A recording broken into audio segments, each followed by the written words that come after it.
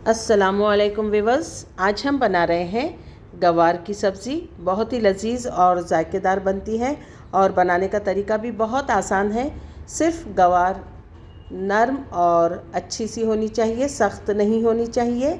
इसके लिए हमने ली है एक छोटी सी प्याज, उसे काट कर कुकर में ही डाल लिया है। थोड़े से ऑयल में हमने इसे फ्राई करना है। सौते करने के बाद हल्का सा गुलाबी रंग होना चाहिए, बहुत सुर्ख नहीं होना चाहिए।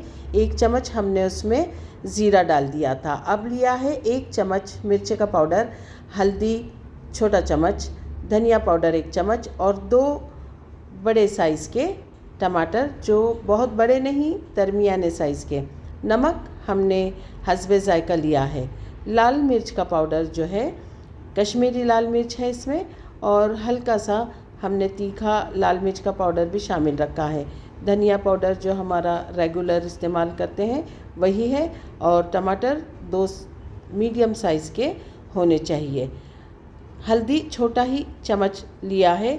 हमने गवार को तोड़कर उसके किनारे साफ़ करके हाथ से ही इसे तोड़ा है, छुरी से नहीं काटना है। और तवे पर हल्का सा ऑयल में फ्राई कर लिया है।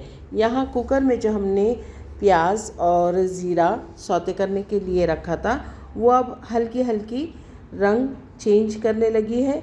तो हमने उसमें 1 चम्मच अदरक लहसुन का पेस्ट शामिल किया है। याद रहे, अदरक लहसुन का पेस्ट 1 ही चम्मच है, क्योंकि हमारी गवार जो होगी 1/4 किलो है। अगर आप इसमें आलू शामिल करना चाहते हैं तो थोड़ा सा अदरक लहसुन का मिकदार हमें बढ़ानी होगी, लेकिन हम इसमें आलू नहीं डाल रहे हैं।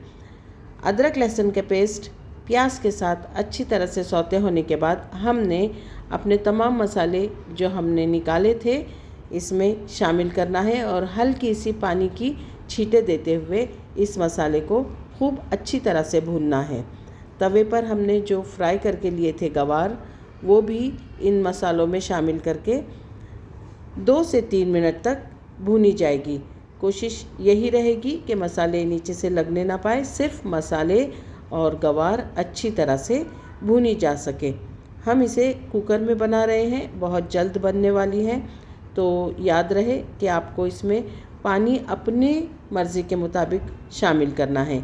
अगर इसे आप ज़्यादा पतला शोरबा बनाना चाहते हैं तो थोड़ा सा ज़्यादा पानी 1.5 कप डालेंगे, लेकिन अगर आप इसे कम शोरबे वाली बनाना चाहते हैं तो छोटा कप पानी डालकर इसे बंद करेंगे सीटी, और सिर्फ 3 सीटी होने के बाद ही इसे उतार लेंगे। अल्लाह ताला आपके दस्तरखान पर बहुत सारी बरकतें और नेमतें अता फ़रमाए। रेसिपी पसंद आती है तो शेयर कीजिए और दुआओं में याद रखिए।